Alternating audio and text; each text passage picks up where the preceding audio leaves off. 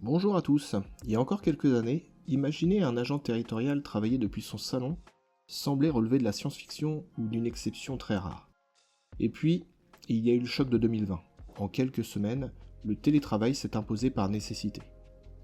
Aujourd'hui, le curseur a bougé. Le télétravail n'est plus une mesure de crise, c'est une réalité structurelle de la fonction publique territoriale. Mais comment concilier le travail à distance et continuité du service public? Est-ce un droit pour tous les agents? Et comment manager une équipe que l'on ne voit plus tous les matins à la machine à café? On ouvre le dossier. Flash FPT, le décryptage territorial. Le télétravail dans la fonction publique n'est pas un accord de gré à gré, informel. Il est strictement encadré par le décret de 2016, modifié en 2019 et en 2020. Le principe est simple. Le télétravail repose sur le volontariat. Un agent ne peut pas être forcé à télétravailler, et inversement, une collectivité peut refuser une demande si les nécessités de service l'imposent. C'est le conseil municipal ou communautaire qui fixe les règles. Le nombre de jours maximum, souvent 2 à 3 par semaine, les modalités de contrôle et la prise en charge des frais.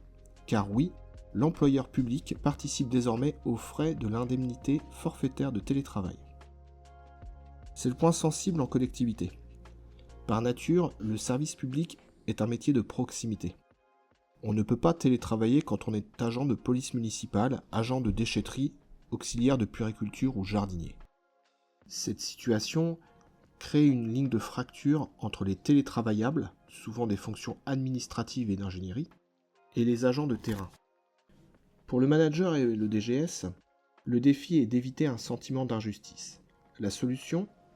Ne pas voir le télétravail comme un privilège, mais comme une modalité d'organisation. Pour compenser, certaines collectivités travaillent sur d'autres leviers pour les agents de terrain, comme la flexibilité des horaires ou la semaine de 4 jours.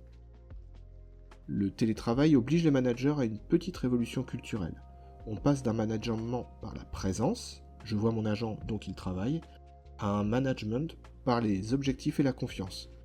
Il faut fixer des cibles claires, il faut maintenir le lien social pour éviter l'isolement, et surtout, il faut respecter le droit à la déconnexion.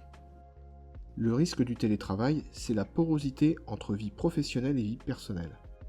Un bon manager territorial est celui qui s'assure que son agent ne traite pas ses mails à 21h sous prétexte que son ordinateur est sur la table de la cuisine. Pourquoi les collectivités jouent-elles le jeu? Parce que c'est devenu un argument de recrutement indispensable. Pour attirer des urbanismes, des informaticiens ou des juristes qui habitent parfois loin de leur lieu de travail, le télétravail est une condition sine qua non. C'est aussi un gain écologique, moins de trajets et une amélioration de l'équilibre vie privée-vie professionnelle.